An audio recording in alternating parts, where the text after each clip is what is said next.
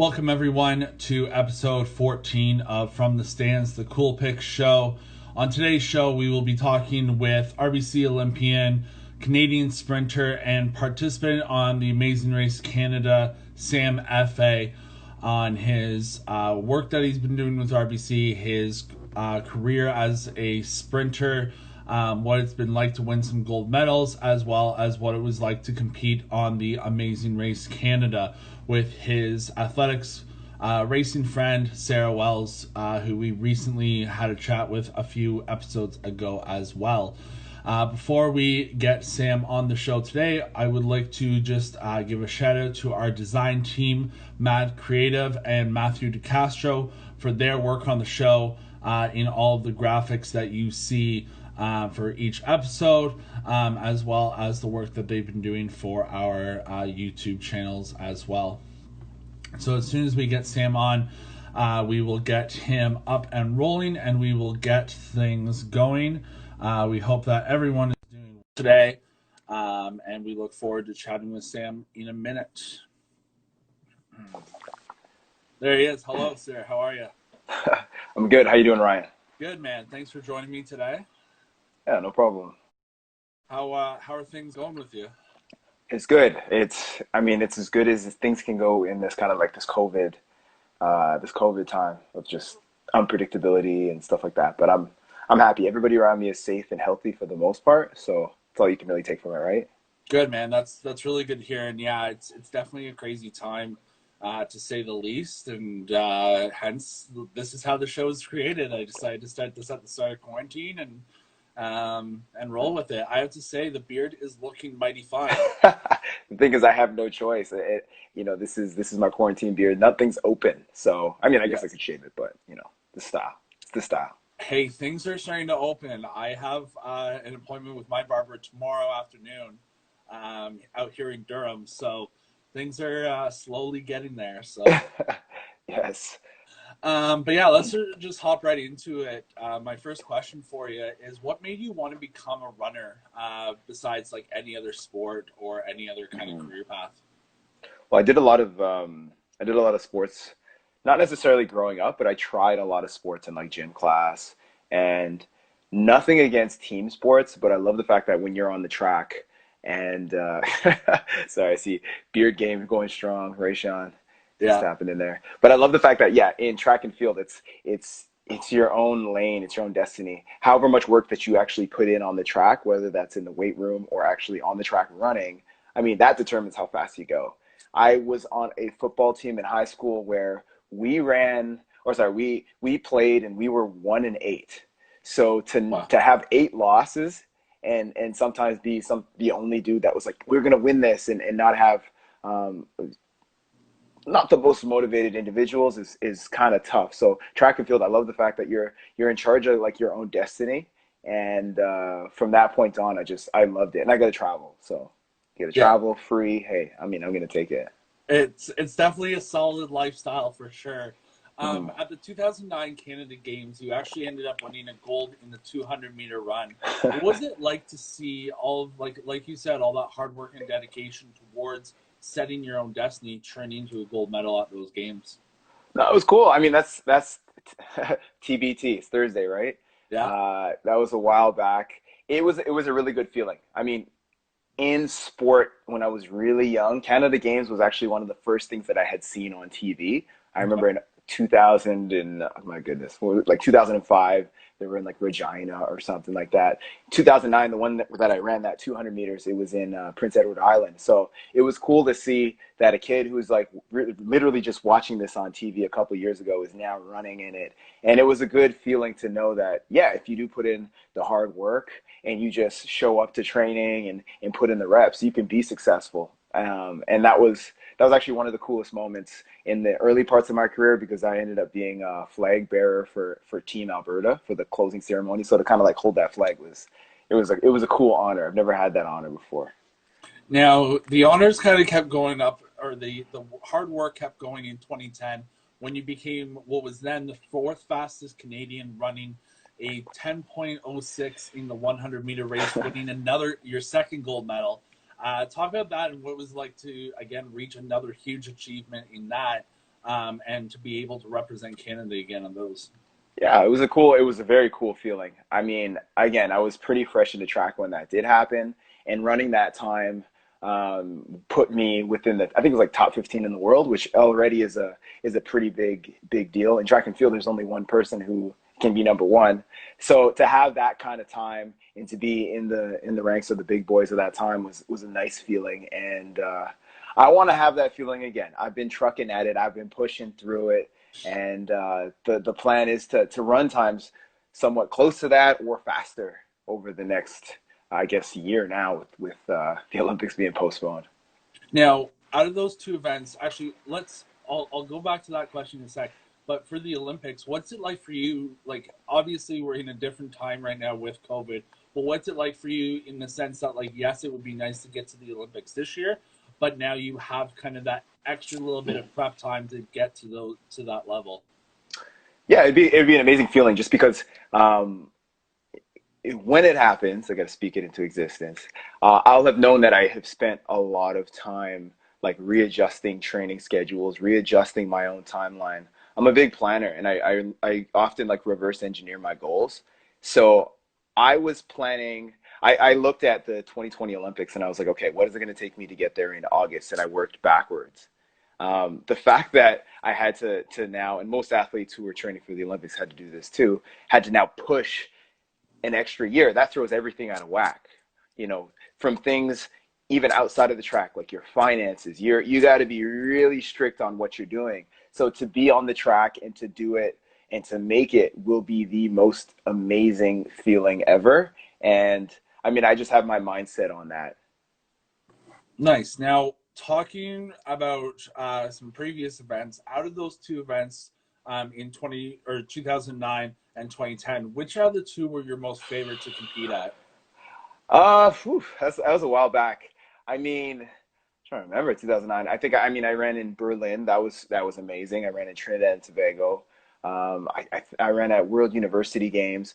Honestly, all of them, they all rank equally to me because ultimately when you're in a sport like track and field, you're just running against the time. So the race that I did run my personal best, I would say that was probably the most um, high ranking of the events. But I would say even more recently, so going into 2018, 2019, and 2017, there were races that I ran that were consistent. And I consider those more of my recent better times. I ran 10:14 just at a meet up in York at York University in Toronto. And I would actually put that up there just because it was like me going through a lot of setbacks. And then this was like the one race. It wasn't an international race, but it was the race that kind of made me believe that I still kind of had that sprint speed. Now, talking about Believe, it just kind of segued into Sarah Wells a little bit. Mm-hmm. We'll talk about the amazing race in a second or in a couple of questions, but do you have any kind of strategies or anything like when I chatted with her, she put out a challenge to her Instagram followers where she's doing like 100 burpees, 100 dumbbells, like some, or sorry, not 100 because for her it was insane. It's like 10,000 or something like that. Do you do Yeah. any of those challenges to kind of try and just keep up with as much as you can work? Yeah, I mean, for me, I mean, I'm not doing 10,000 burpees or doing 100 kilometers because I'm a sprinter. But every Friday, I do like a workout. So, and this workout's pretty cool because I do it over Zoom, and I call it quarantine core. So I do that not only to keep myself accountable, but I do it to keep people around me accountable. So every single Friday for the last 15 weeks, I have put that out to the world. And I would definitely say that's kind of my challenge that I've put out there. But personally, I mean, I'm up at about 5:30 a.m. and my challenge to myself is to make sure that I'm consistent in my workout. So I'm up at 5:30 a.m. I'm at the track, sorry, at the field because we can't go on the track for 6, and I do my workout that morning, and then I come back 12 hours later and I do the quarantine core, just kind of with a smaller group. We open it up on the Fridays for people to come and keep themselves accountable. But I've been doing that for 15 weeks straight, weekends off. So my challenge is not necessarily like 100 burpees or 100 push-ups, but it's more of like, yeah, just keeping consistent with those 2 a day workouts. Yeah, and that's the biggest thing now too, is that especially because we're all in quarantine, it's so hard to try and keep a consistent schedule, especially like if you're unfortunately not working and you have nothing else to do and you're trying to put up something, you're trying to stay consistent. It's always hard to keep that. Hmm. We had a fan question come in, and the question was, "What is your least favorite track workout to do?" Um, for least favorite track workout to do, I would definitely say anything that has to do with like longer distance. Like in the moment, I hate doing it because I'm a sprinter. I'm built like a sprinter. I feel that I'm built to run fast. You can only hold your speed for so long. So when it comes to doing like repeat 250s, 250 meters, or repeat 300-meter runs, I struggle. But I love the fact, I love the after effect. Like when you finished it and you're like, man, I just whooped that workout's butt. Like the feeling of knowing that you got through it, but actually doing it, that's for sure. Like 5 times 300 meters in a session is like, that's the worst feeling. Now, talking about positive feelings, everyone in their life has a role model, whether that's someone to kind of push us to succeed, push us in school, push us in sport, etc. Who was that person for you growing up and why? You know what? It's funny you say everybody does, but I didn't have a. There's nobody that I looked to that I said like that is my role model. I didn't look at. I thought there were athletes that were really cool. Like I thought Michael Jordan was cool, but I didn't like. I didn't necessarily emulate what he was doing. I love the fact that he's fierce competitor, always winning. But personally, somebody that I kind of idolize, I didn't really have that. I just kind of I feel like I'm definitely different in the sense where I really started my sport really late. Like I was grade 12 slash first year university when I realized I wanted to do track. Before that, I was like, I like sports and they're fun, but I never had somebody that I was like, oh, I want to be like X. Gotcha. Yeah, it's definitely that's a very good point because yeah, there's definitely so many different people that people do look up to, but then to your point, like a lot of times you may not have that individual. Hmm. When you were representing Canada, though, you got to race against some of the top sprinters in the world, including Olympic and world record holder Usain Bolt. What was that experience like for you to go up against someone like him? I mean, it was a good experience. It was an amazing experience. I think when it comes to any athlete that you go against, though, like, I mean, you'll have a ton of high performance athletes tell you it doesn't matter who you're against. At the end of the day, they're competitors. So I went in there, and I'm not gonna lie, I was a bit nervous, but ultimately, when I'm on the line, it's like it could be Usain Bolt or it could be a high school student. It does not matter. Ultimately, I need to be running the times that I'm capable of, and I need to replicate what I have been doing in training. So it was cool. I would say like the atmosphere, and yes, the fact that the man has a serious amount of accolades. But I just, in order for me to kind of keep my emotions in check, I just focus on what I am capable of doing and kind of just like stay within my own mind. It's a bit of a mental thing that I have going. No, it's good, and that leads into my next question. I was going to say, when you're getting ready for a race, what's your mental game or physical game like to get you prepared for those races? Hmm. Well, I mean, right now I've definitely taken the time with all this time inside with COVID to revamp what that'll look like. But in the past, again, it was focus on how I am in training. The thing is, you don't want to go to a meet, and I would tell myself, and a lot of the successes I had were because I would go into a meet and with the same mentality that I had going into training. Like I bring my A game to training every single time, and I would find that if I keep that consistent, if I bring that consistent attitude, I can bring that consistent motivation. When I actually get onto the track and I start, sprinting against competitors, nothing changes. I know where I'm supposed to be at, but you know what? I'll be honest. Over the last couple of years, I haven't been as successful as I've wanted to be. So I've taken the time.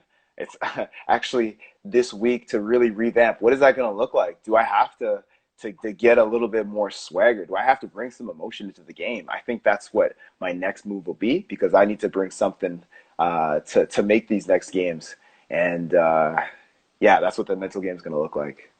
Now, talking about a mental game off the track as well, you our class is an RBC Olympian. What's it like to work with RBC and be an Olympian representative with that organization?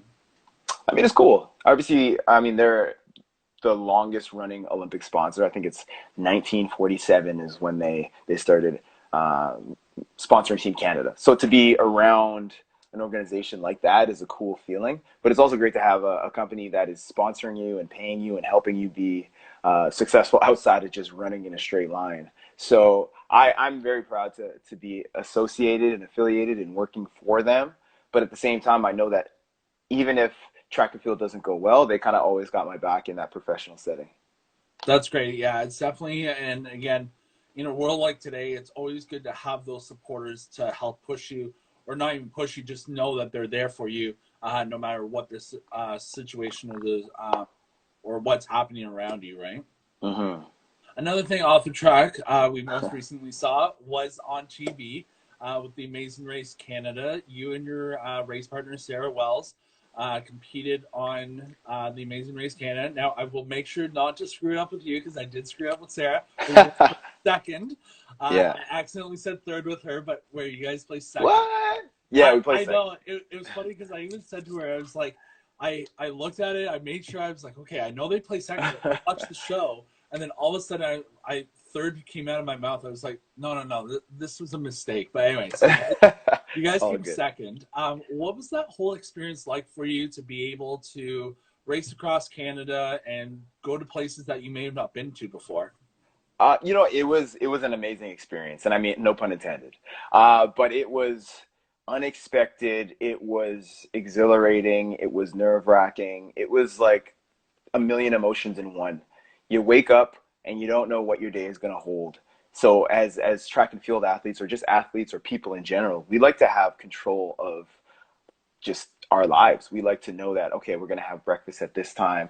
We're going to be, going to the park at this time. We're going to be meeting up with our friends. Every single leg of the race is unpredictable. We went from me doing like a Lion King voiceover, which I absolutely bombed at, to jumping off of a bridge on one day to going to Northwest Territory. So it's just like it really stresses your not only your emotions, but like physically, mentally, in every way. And in the moment, it was absolutely terrifying. But being able to reflect on it, it's like I feel like I have this shell that's now built. Like I feel like I'm a hardened person, where it's if something comes at me, I don't feel like there's any challenge I can't take on. Unless it's like a 5K, I don't want to do that. I'm not a 5K is the one thing if you want to stop me. It's my kryptonite.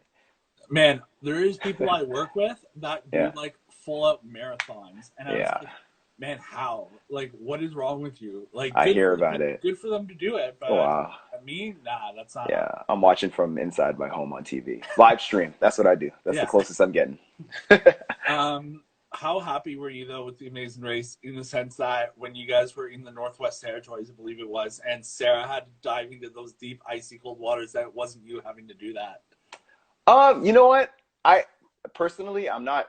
My fear is not water, and my fear is not cold. So I do. I mean, it's so easy when you're not the one who does it. But I do feel I could have. I do feel I could have done it. But I am super proud of Sarah. I mean, to be able to conquer two of your fears at once and in the dark is absolutely amazing. And I would say that no, I mean, I do feel like I could have done that. But on the flip side, I mean, when we had to jump off of a bridge, she was able to do that with ease, and I struggled, and I still to this day could not look, off the sea. I haven't even been up the CN Tower in Toronto, and I'm living here. So yeah, it was definitely one of those things where I was like, okay, I definitely could have done it, but I think it was great that she was able to do it and it was chosen because now she's come off of that competition show as being like stronger and reaching her goals and going after um, just like tough obstacles. Yeah. I do have to say, like watching you guys competing it, like you guys, it, it was funny too, like the way they edit the show in the sense that when it was coming down to the final race, you and then the two partners that ended up, I'm blanking on their names now. Anthony and James. Anthony and James, thank you. When you guys were like neck and neck, I was like, yo, who's gonna win this? And then Hmm. I like I was just trying to think in my mind. I was like, imagine what it's like for you guys because it's all pre-recorded. You guys hosted like a viewing party. What it was like for you guys to be like, hey, we all know what's gonna happen. So Yeah. But no, that's awesome. It's yeah, like you said, you guys come out stronger and more of a competitor based off of that. So, my last question for you is if there's someone watching that wants to become like a sprinter or a runner and eventually wind up in the Olympics or represent Canada to some capacity, what kind of advice would you give them to kind of kickstart their career? Well, definitely, whether it's track and field or a discipline within the sport, like shot put or whatever it is, try everything.